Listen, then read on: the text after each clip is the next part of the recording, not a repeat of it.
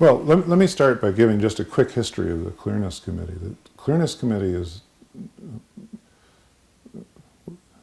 emerged in the beginnings of Quakerism 350 years ago for a very simple reason. Quakers were a form of the Christian church that had no pastoral leadership. They didn't have ordained clergy. They didn't have a designated it person to go to with problems, issues, questions.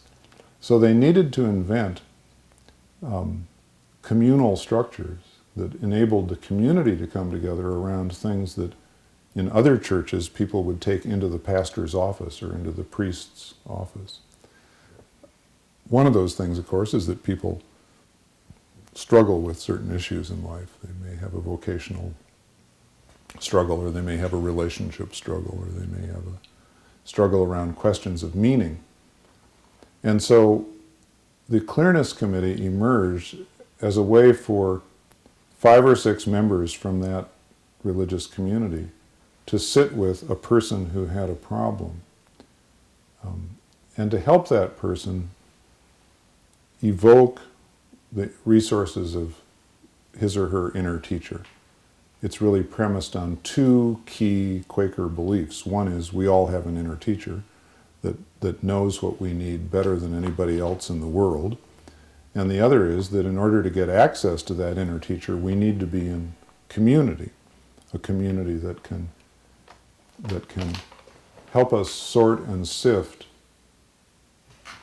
what voice it is we think we're hearing, because Quakers know as well as anybody else that we have a variety of voices within us. There's a voice of fear, there's a voice of ego, there's et cetera, and there's also the voice of the inner teacher. So they understood that you just couldn't just sit alone in your room and say, oh, there's the inner teacher, I better get up and follow. But that we all need community to do that sorting and sifting.